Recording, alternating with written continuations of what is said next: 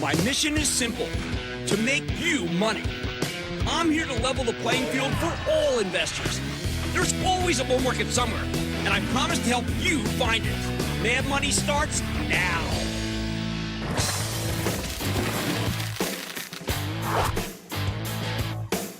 We keep coming back to the COVID-19 winners, the companies that actually benefit from the pandemic. Tonight, I've got another one for you, Masimo. Here's a medical device company that makes non-invasive monitoring systems, especially pulse oximetry systems that take your pulse and monitor your oxygen levels. As the virus spread, we've needed a lot more of these machines because more ICU patients, well, means more sales. Plus, Masimo's come up with some new products, like a remote patient monitoring platform that allows healthcare workers to keep track of your vitals from a safe distance. Oh, in March, we learned that they're acquiring a German ventilator manufacturer called TNI Medical, something else we desperately need right now. No wonder the stock surged to a new all-time high today. Do not take it from me. Let's check in with Joe Kiani. He's the CEO of Masimo, which we've been behind for a very long time. Learn more about how his company's handling the pandemic. Mr. Kiani, welcome back to Mad Money. Great to be with you, Jim. Sir, I think that your company is performing a service that I want people to understand. It's two parts. One, I want you, and I've got the Masimo SafetyNet, but I've also got the thing that I check 4 times a day, which is my Masimo pulse oximeter. One is that people don't realize that the pulse oximeter in many ways is more important than the thermometer. And second, people don't understand how contagious it is to go into a patient's room versus what you offer. Explain. Well, we have been around for 31 years, as you know, Jim. As my wife said, it feels like everything we've done has been for this moment. Yes. From inventing a technology, SET, pulse oximetry, that works even when the patient's moving or has low blood flow, to making it tetherless, wireless. So as you said, you could put the patient in the room, let's say the ICU bed, bring the monitor outside of the room, and instead of walking into the room to check on the vital signs of the patient, which means you got to put the PPE equipment on and maybe waste what there isn't enough to go around anyway, you can now remotely monitor the patient. And when you need to go inside, you go inside the room to give care to the patient. So I think, Joe, most people around the country do not know that it's that contagious and that 7 feet that they have to walk through can be a death sentence if they don't have the right equipment. And most people ran out of the right equipment very quickly because they never thought that you'd be so contagious to just go see the patient. Yeah, it's really hard to put your head around that. But unfortunately, as a study at MIT showed, when someone sneezes or coughs, actually there's about 30 feet of air that will have the aerosol in it. Now, that wasn't the COVID-19 aerosol, but others. So 6 feet is really the minimum.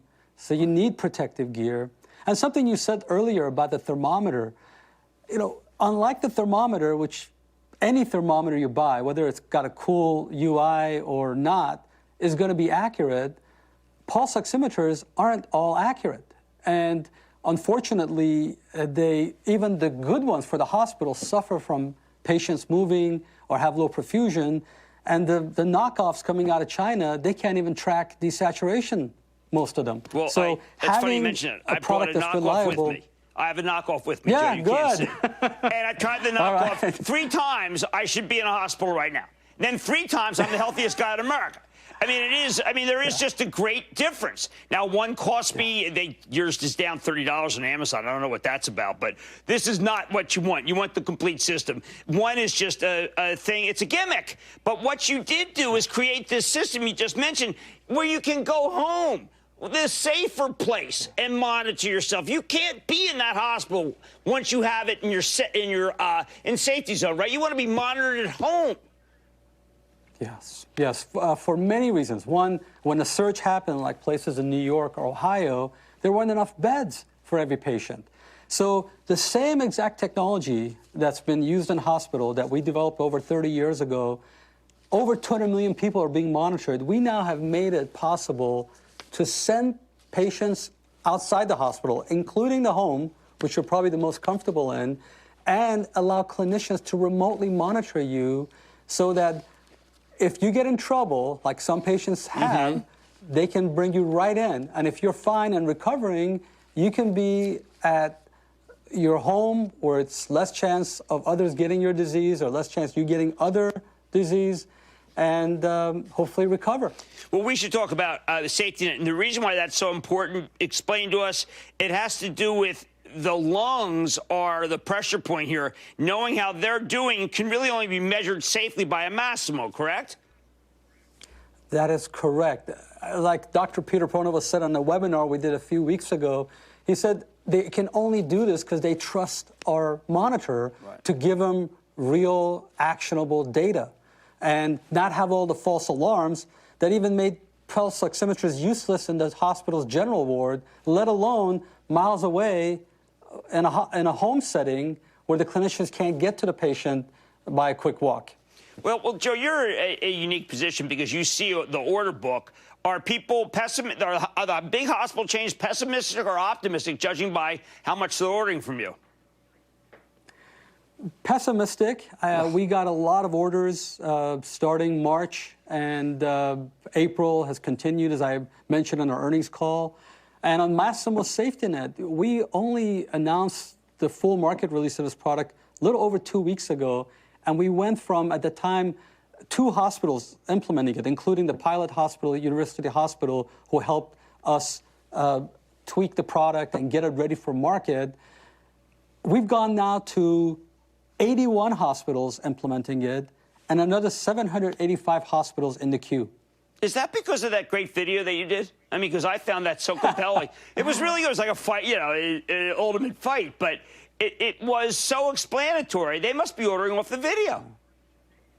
Well, it is, but it's also a really low-cost way to scale, a really good way to protect the patients and protect the care providers by sending them somewhere else unless they need to be in the ICU. Wow. One last thing I should ask you, running out of time, but the ventilator acquisition, small but valuable? Extremely. Look, first of all, this company makes the quietest, best high-flow ventilation, non-invasive ventilation. And this is humid air, creates its own oxygen, so it's cleared not just for hospitals, but home use. Oh, okay. And anecdotal data shows this product actually helps people with COVID-19 do better. Now, of course, in extreme situations, they'll need an invasive ventilator. Right. But if you can use this at the beginning and avoid them needing that invasive ventilator, it'll be phenomenal. Oh, now, Joe, the only downside is that because you're not closing the loop, there will be aerosol in the room from the patient breathing out. So it might be more dangerous for the care providers. But at home, when you're sending these patients home with our Masimo SafetyNet to monitor them, if you send them home with these ventilators, prophylactically, they might help help the patient not need to come to the ICU. Well, Joe, you're at the front lines, most certain, and your people have done terrific. I want to thank you so much for coming on and explaining why Masimo is just, yes, that you've worked your whole life for this moment.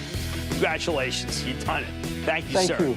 Thanks for having me, Jim. All right, that's Joe Kiani, CEO of Masimo, and it's an amazing company. Now you know why the stock has been so great. Stick with Cramer.